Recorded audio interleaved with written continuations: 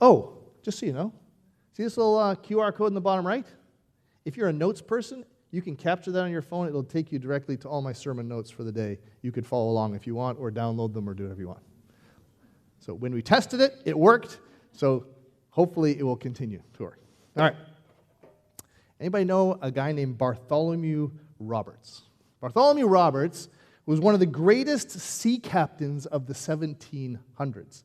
He rose through the ranks from a commoner. He eventually commanded 3 ships, the Fortune, the Good Fortune, and the Royal Fortune. And he was a captain of incredible discipline. He developed a code of conduct that he wanted to follow, that he wanted his crew to follow, so he made his crews, put their hands on the Bible and swear an oath to follow this. And let me give you some examples of this.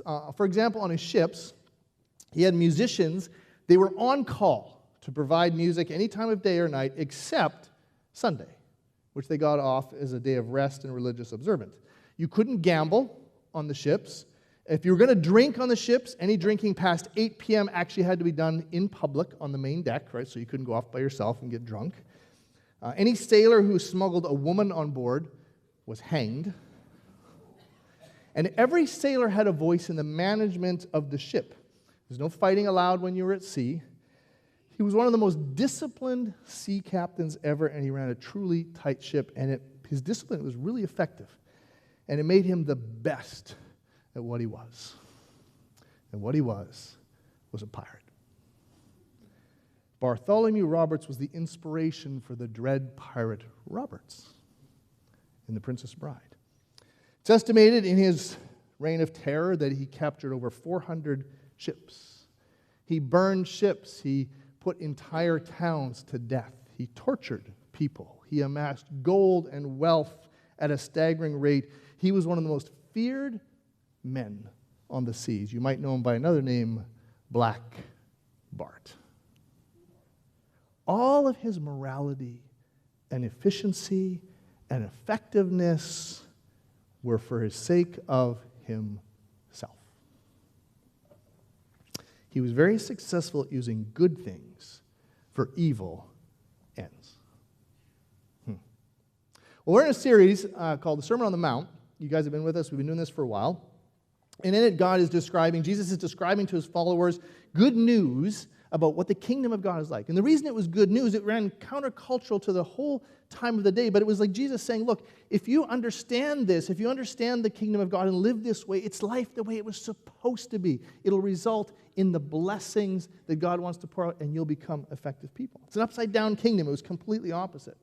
And so, as we've gone through this, we said this entire set of teachings was really telling us that our lives are supposed to be a reflection of the heart of God. In other words, they had gotten into all these rules, they'd kind of missed what God wanted, and Jesus was saying, no, your life is supposed to reflect the attitudes, the behaviors, the things that God values. And so, in the first part of his message, Matthew chapter 5, which is where we spent the last few weeks, it focused on how we live in relation to people, our kingdom identity, what we're like. And he used this phrase, but I tell you, right? Like we've gone through this, and every week it was like, this is what you heard, this is what the law said, this is what the religious teachers are telling you, but I tell you. And it was really to contrast what people were doing with the way they should. So in other words, he was saying through this, who we are as followers of Jesus should actually determine our patterns for relating. And so we looked at everything from conflict to our speech, to marriage, to managing anger, to how we treat difficult people. Clay last week talked about how we treat our enemies. And the whole point was, followers of Jesus are empowered not to be like everybody else, but to actually be different in our relationships. Well, now we're going to move into Matthew chapter 6, which is still part of the same teaching, but his focus shifts a little bit, and he's going to spend the next bit focusing on our relationship with God and what that looks like as it plays out with other people. And he begins this whole section with this verse right here, verse 1. He says, be careful not to practice your righteousness in front of others to be seen by them. If you do, you will have no reward from your Father in heaven. Now this is not just for this first section. This opening sentence literally sets up the rest of what he's going to talk about in this whole next section. And in it, he's addressing motivation. He's talking about why we do what we do? It's almost like saying, is the motivation for what you do what you can get out of it or what God wants? And his entire point, we're going to kind of trace this through like the next 5 weeks, is that as a follower of Jesus, we're supposed to live for an audience, and you've probably heard this term before, the audience of one. So, for the next few weeks, it's going to be, well, how do we do this? How do we practice our relationship with God? And maybe more importantly, why do we do those things? And of course, Jesus is going to zero in on several different areas. He's going to look at the use of our resources, generosity, how and why we pray. We're going to look at that. Denying ourselves in order to seek God, or the treasures of our heart. So just like Black Bart, he used all these positive, seemingly positive rules and discipline to achieve evil and selfish ends. It is very possible in our relationship with God to try and leverage the good things we do for our benefit. And that does not really reflect the heart of God. So, if you've ever struggled to be generous, where you're just like, oh, I don't know, I really need to get some stuff I don't want to give. Or maybe you were generous, but you were a little frustrated because no one else knew how generous you were. Maybe you've prayed and been disappointed that God didn't give you what you asked for.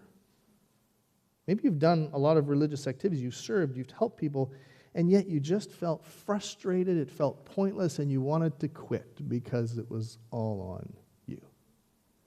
Or maybe you've just felt burdened because you want to follow Jesus, you really do, but there's just so many other things that take up your time and your energy. If any of those apply to you, we're going to talk about them in the next 4 weeks. I think you will benefit. So let's take a look a little deeper. Be careful not to practice your righteousness. A very interesting statement to start off with, because there's a couple things we have to notice here right off the start. One is you're going to see this word reward. We're going to come back to this a little later. It appears frequently in the next little bit. And the whole point is Jesus is beginning to contrast what happens in the temporal realm here with the eternal. And so he begins to use this idea of rewards, of what you get out of things here and what you're going to get out of things from God in eternal. That's number one. Number two, he starts out by saying, be careful not to practice your righteousness. That's the phrase that he's going to unpack now for the next whole section of chapter 6. When he says practice your righteousness, he's simply talking about how you live your life in accordance with the way that Jesus designed it to live. It's not about your standing, like being in righteous relationship with God. It's about how you live it out. What is that? The code of conduct, the way you behave. And really, this entire thing is about Jesus encouraging his followers to have a heavenly perspective instead of an earthly one. And so, with this in mind, let's look at the first of these 4 different topics that we're going to look at. So, in light of all that, in light of what I just said about practicing your righteousness in front of God, so, when you give to the needy, don't announce it with trumpets, as the hypocrites do in the synagogues and on the streets, to be honored by others. Truly, I tell you, they have received their reward in full. But when you give to the needy, do not let your left hand know what your right hand is doing, so that your giving may be done in secret. Then your Father who sees what is done in secret will reward you. Now, when I go through this, there's a whole lot wrapped up in this, and so just the way I normally do it, I'm breaking it down into 4 points. That's just how I think. There's nothing magic about this. But the first thing that jumps out at me from this is simply this truth, that giving generously is normal for a follower of Jesus. Did you catch what he says? When you give. But when you give. You notice he does not say if. This is not a question of, I don't know, if I decide to. He's like, no. I'm going to assume that you're giving. If you're a follower of Jesus, Jesus assumes they are going to be sacrificially generous with the people around them. Now, he talks about the needy twice here. And we're thinking, well, I don't know. I'd be curious. We don't have time. But I'd love to say it. When I say needy, what pops in your head, right? Like, is it the guy in that's holding the sign at the corner? Is that a needy person, right? Is it that run-down old house that you drive by that they look like they're... Like, what is needy to you? Well, in this culture, and the way Jesus is talking about, synagogues actually functioned as social agencies. So, like, in Jesus' day, there is no government contributions. There's no social welfare system. If you were poor, you relied on people around you. Your family if you had them, or other people if you didn't. And so the synagogues, the churches, were actually the agency or the way that happened. So the way people's physical needs were met was people gave to the synagogue, and then the synagogue would disperse the money out to the people who had needs. Well, what does that look like today? Because we don't really have the same thing today. We have government programs and welfare and all those other things. The principle is still the same. And it kind of flows out of the whole first chapter, which says if we are more others-focused than we're self-focused, then our money will follow that. Because your money follows what's important to you. And when people become the most important thing, which was the whole point of the first part of his message, that's where our money goes. We are to be generous. And people have needs all around you. It is not just the person. And by the way, being generous here is not just giving a really good tip now and again, right? Or helping a charitable cause. We have an offering next week and you say, oh man, I'm going to give $200. I'm so generous. When Jesus is talking about generous and this ongoing giving that's a pattern, he's saying, no, this is a regular part of what you do. It's intentional. Do you know that 80% of the top charities in the United States, of the top 50, are faith-based? Interesting, isn't it? That in 2022, churches, followers of Jesus, gave more to help global hunger than the entire federal government. There's a reason why we should be giving to our local church. Because people's needs, spiritual and emotional and physical, are all being met. We've been giving you updates, and you're going to hear more about this in a couple weeks, just to kind of an update where we're at. We hired the Greenleafs. Mike Greenleaf's coming back. We hired him because our goal is to plant a missional outpost. We've talked to you about this. And in this missional outpost, we are going to be outside our building, going into the community to do what? Meet needs. Physical needs. Whether it's tutoring, English as a second language, mentoring, connecting with people, and at the same time meeting their emotional needs from broken families and parents who are divorced, and their spiritual needs for Jesus. Jesus says, look, this is who you are. If you're following me, you're giving to this. You're giving generously.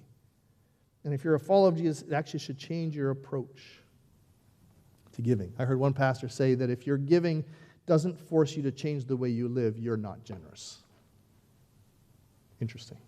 It's an act of obedience. It's not optional. It's actually, remember what beginning he said, the whole thing he sets up, do not practice your righteousness.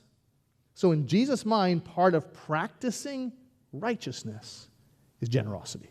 It's just part of the package. And that's because, let's be honest, when we give generously, it reflects that we trust God to take care of us. It reminds us that everything we have comes from Him. And let's be honest, in the West, we're giving out of abundance anyway. Right? Most of what we have, we don't need. We think we need it, we don't. My wife and I were talking yesterday, and we were just reflecting on the fact that in large chunks of the world, the biggest worry people have when they get up in the morning is whether they're going to have enough to eat for the week. And our worry is, which is the newest, best restaurant to go eat at? So, Jesus makes the assumption, hey, this kind of generosity is normal. It should characterize a follower of Jesus. But, and here's the important part, we are not generous to buy favor.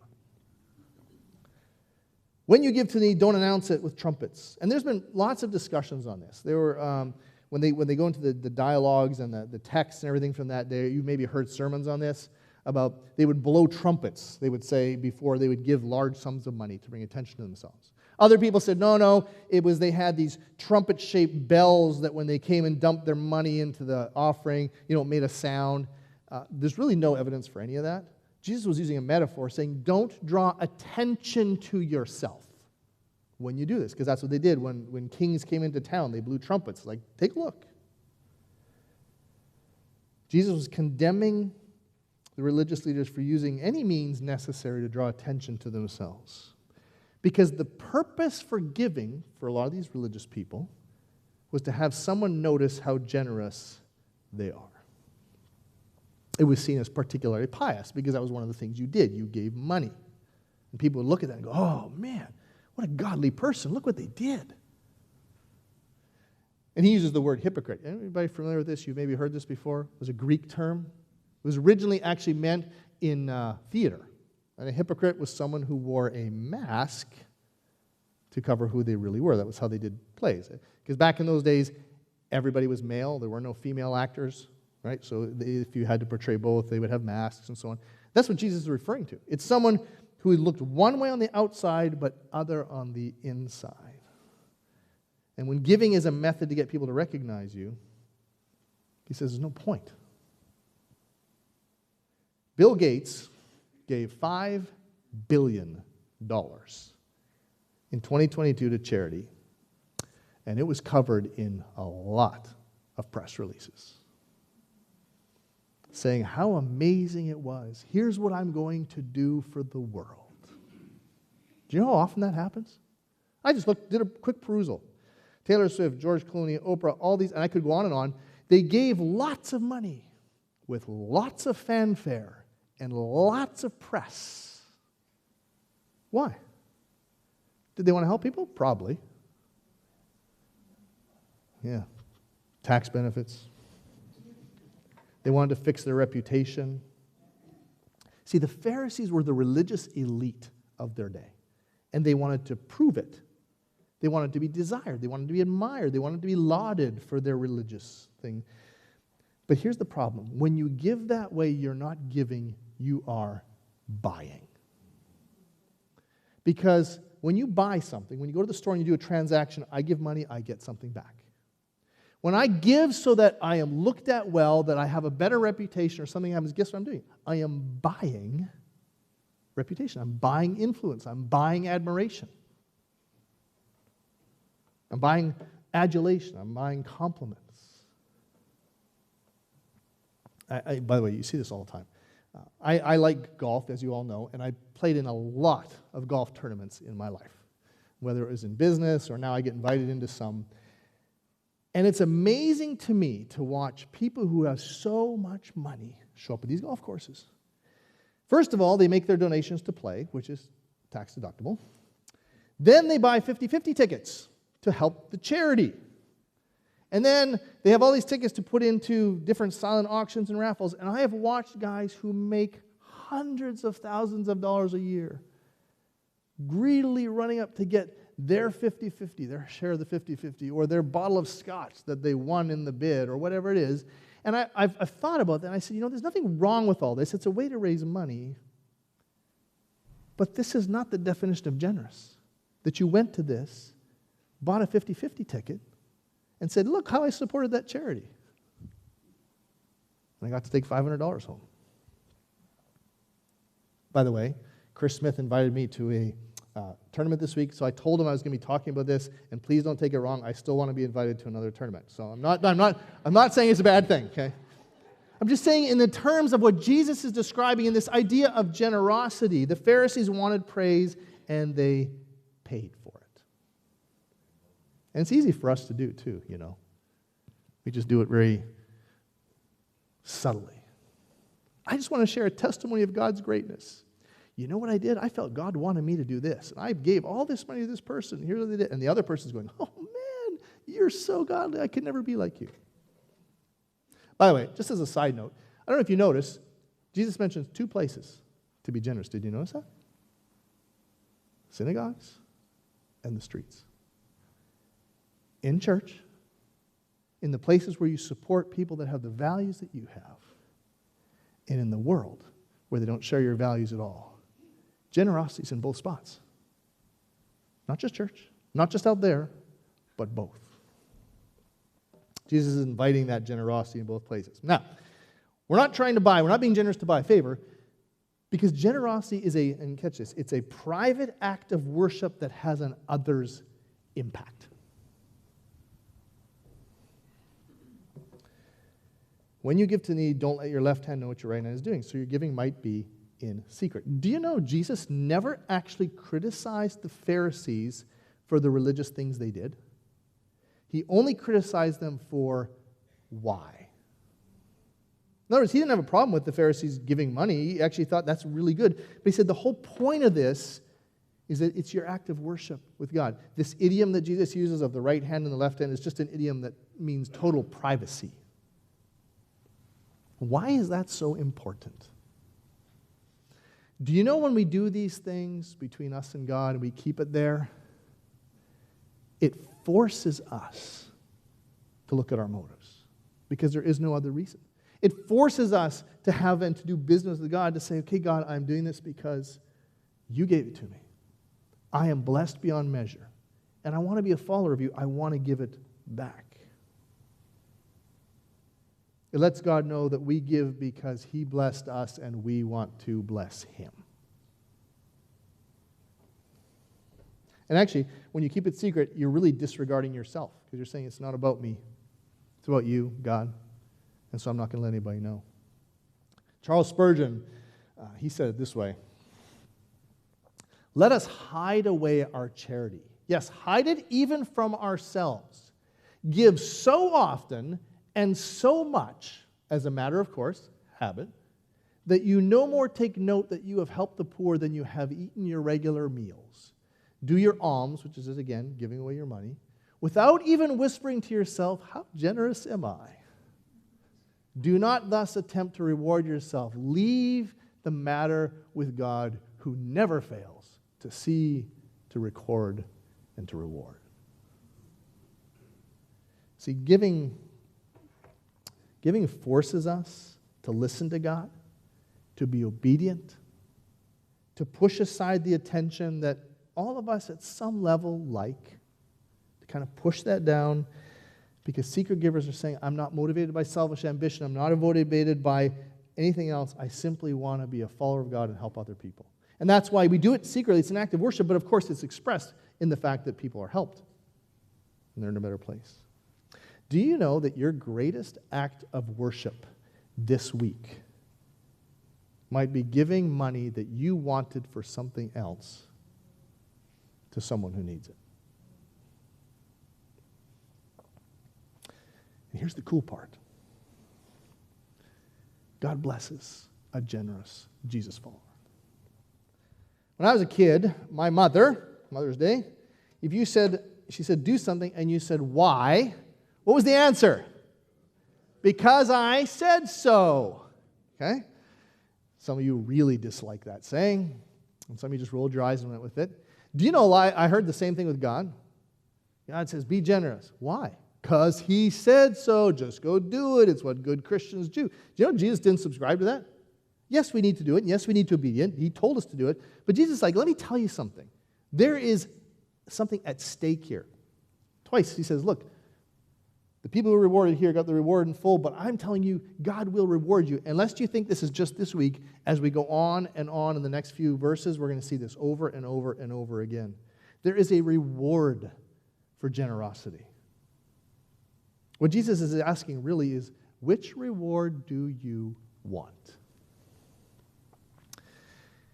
The people that give generously to be noticed by others have received their reward, and look what it says, in full.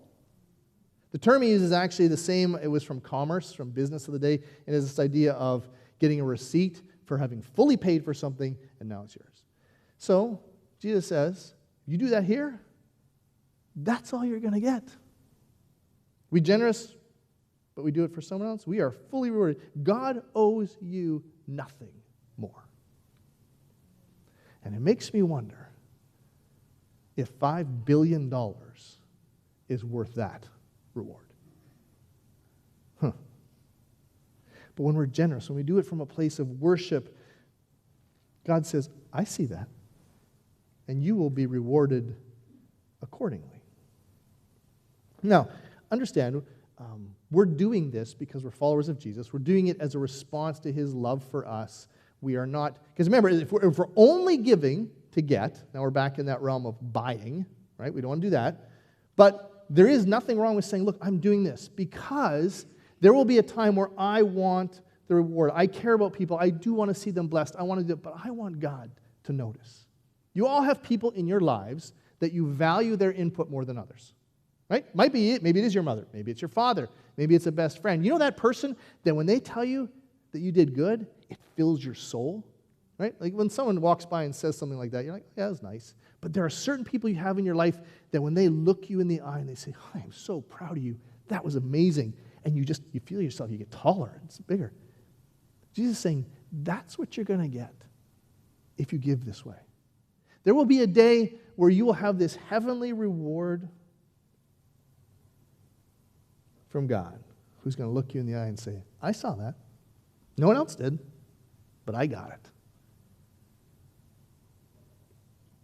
And by the way, there doesn't mean there aren't blessings here, right? But Jesus doesn't tell you what the rewards are here. He just says that there are rewards. Health and prosperity gospel says if I give money, I get money. That's just buying God's favor. But there's nothing wrong. It's a biblical concept to say I give money, I get blessed. And I could stand up here for probably a half an hour and just tell you story after story after story of how that's worked out in our lives. Because sometimes the blessing is just simply in your relationship with the other person. Sometimes it's just in your relationship with God because it's gone deeper. A lot of times it is physical or financial or something that God says, you've been trustworthy, I'm going to give you something. Sometimes it's just a deeper faith. Sometimes it's just the blessing of seeing someone's life impacted. You're like, oh, that's good. I got to be a part of that. The rewards will be both here and eternal. Jesus' followers want to leverage their generosity for the benefit of other people. And not so that they'll think well of them, but so that people will think well of God. It's a difference. And by the way, Jesus is not implying that you never do any of your acts of righteousness in public. Or there's things we do, right? It doesn't matter if it's a pledge drive. There's all kinds of things where you give money in public. That's fine. What Jesus is saying your motivation, what's in your heart, why you're doing what you're doing matters. You think about 67-year-old carpenter Russell Herman, died 1994. When he died, his will had a staggering set of bequests. Included in his plan for distribution was $2 billion for the city of East St. Louis, another $1.5 billion for the state of Illinois, $2.5 billion towards the National Forest and Parks system. And to top off the list, he left $6 trillion to the government to pay off the national debt, which sounds amazing, except the only thing Herman had when he died was a 1983 Oldsmobile. Which means all those things he gave were completely irrelevant. He made grand pronouncements, but there was actual no generosity involved. So what about you? Are you generous with your money? Do you plan intentionally and deliberately to give your resources to others for their benefit as an expression of your worship? Is giving a significant expression of worship in your life at all? How might, and for those of you that do this regularly, you've been giving to church for decades and you do this, how might God be challenging you to go farther? Try Robinson, he was a pastor and author. He said it this way. Sorry, those are the questions I was just asking you. And this author and speaker, he talked about these questions of, why are you doing this? If you're giving, are you generous with your money? When you give, are you desiring the favor of others as a result? Because you're trying to buy favor from others or buying favor from God. Or is it just an expression of worship in your life? And maybe God's challenging you to more. He said it this way. We may chafe at being invisible when everything in us wants to be seen and appreciated. However, we must learn that we are always in full view of God. And until that's enough for us, our lives will never produce a harvest. In 2017, in Indiana, a woman wanted to help her church build a new building. And this woman put a rare and valuable gift in the plate on an Easter offering. The woman gave an 1866 proof Liberty Head double eagle coin to help them build the church. The church discovered that the coin was worth $300,000. And she knew that. Might be only one of 10 to exist. The woman chose to remain anonymous. Living the way of God's kingdom is the path to life as it was meant to be. And that means living for an audience of one. My question to you this morning, who is your audience?